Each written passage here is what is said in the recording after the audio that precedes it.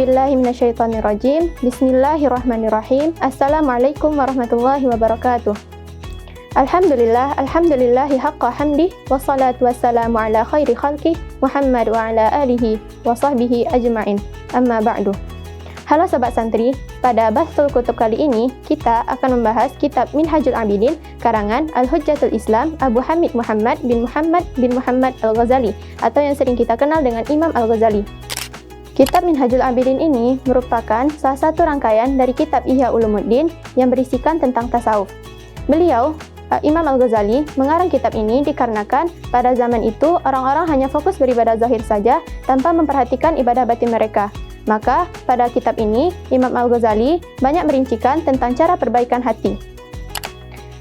Baiklah, pada kali ini kita akan membahas salah satu bab dari kitab Minhajul Abidin ini, yaitu bab taubat.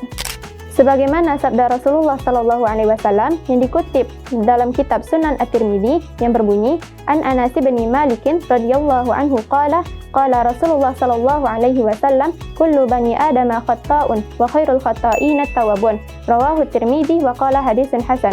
Yang artinya, setiap bani Adam itu pasti bersalah dan sebaik orang-orang yang bersalah ialah orang yang bertaubat. Baiklah, pada kali ini kita akan membahas macam-macam dosa.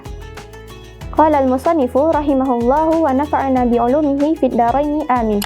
Fa'lam anna dzunuba fil jumlati thalathatu aqsamin. Ketahuilah bahwasanya dosa-dosa itu terbagi menjadi 3 macam. Ahaduha tarkun wajibatillahi subhanahu wa ta'ala 'alaika min salatin aw siyamin aw zakatin aw kafaratin aw ghairiha.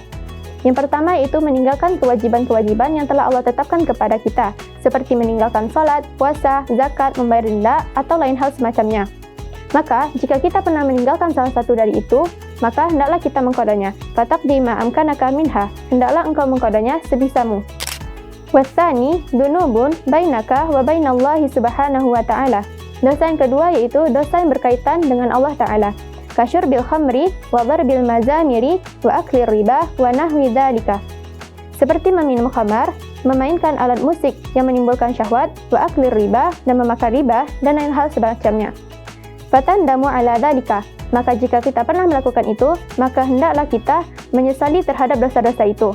Wa tuwattinu qalbaka ala tarkil audi ila mithliha abadan, dan menanamkan pada hati kita itu untuk meninggalkan dosa-dosa tersebut selamanya dan tidak akan pernah mengulanginya lagi. Watsalitsu dzunubun bainaka wa bainal ibadi. Dosa yang ketiga yaitu dosa yang berkaitan antara dirimu dan hamba-hamba Allah lainnya. Fahada ashkalu wa as'abu, dan dosa inilah yang paling sulit. Kenapa dikatakan paling sulit? Karena kita tidak tahu sifat manusia itu ada yang pemaaf, ada juga yang tidak. Wahia aqsamun, dan ianya terbagi menjadi beberapa macam. Qad takunu fil mali, yang pertama ada pada harta. Contohnya, kita pernah mencuri, maka ketika kita bertobat, kita mesti mengembalikan harta-harta yang kita curi tersebut kepada keluarga korban.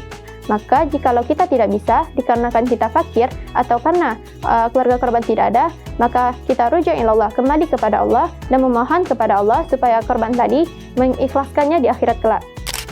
Au fin nafsi, atau pada jiwa. Contohnya, kita pernah membunuh seseorang, maka kita mesti menyerahkan diri kita kepada keluarga korban untuk diqisas, atau tidak kita bisa meminta maaf kepada mereka. Jika mereka memaafkan, maka hendaklah kita membayar iyab atau denda.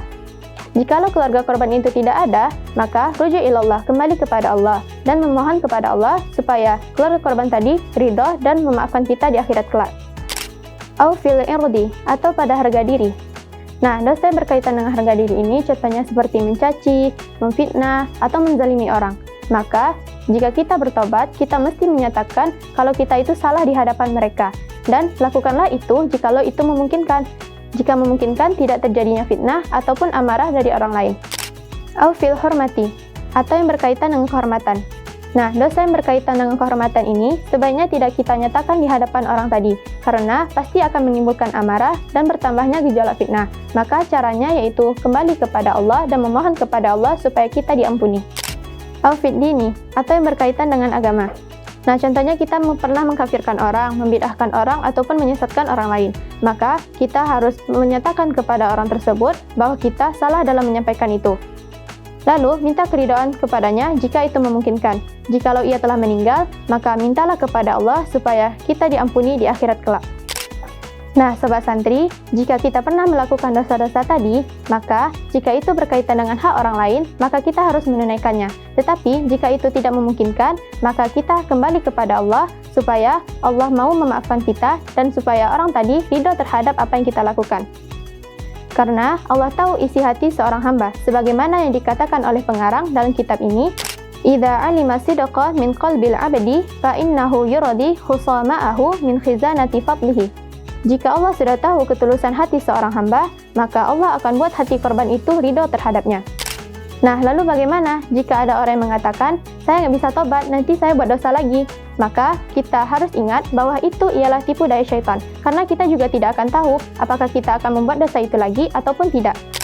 Nah, kita juga tidak boleh menunda tobat karena takut percuma. Karena jika kita menunda tobat, itu adalah awal dari dosa yang mengakibatkan kerasnya hati atau matinya hati dan berujung kepada penderitaan. Jika hati kita itu diisi dengan maksiat, maka hati itu akan keras sehingga tidak bisa menerima nasihat. Nah, tanda hati mati itu ada 3. Yang pertama, tidak ada rasa takut dalam hati, tidak ada rasa cinta untuk ketaatan, dan tidak bisa untuk menerima nasihat. Nah, jika kita telah bertobat, lalu kita mengulangi dosa itu lagi, maka bertobatlah lagi, begitu seterusnya. Dan berdoalah kepada Allah, semoga aku kelak meninggal dalam keadaan belum kembali kepada dosa. Jadikanlah tobat itu sebagai kebiasaan kita ketika mengulangi dosa. Jangan sampai presentasi tobat kita lebih sedikit daripada dosa. Dan juga sering-seringlah berbuat amal kebaikan, karena sebagaimana yang dikatakan Imam Asy-Syafi'i, nafsuka idza lam tushghilha bil haqqi tushghilka bil batil. Jiwamu jika tidak disebutkan dengan yang baik, maka ia akan menyibukkanmu dengan yang batil. Dan ingatlah, Allah menyukai orang-orang yang bertobat. Innallaha yuhibbut tawwabina wa yuhibbul mutatahhirin. Sekian pembahasan kita tentang taubat dalam kitab Minhajul 'Abidin ini. Semoga bermanfaat. Wabillahi taufik. Assalamualaikum warahmatullahi wabarakatuh.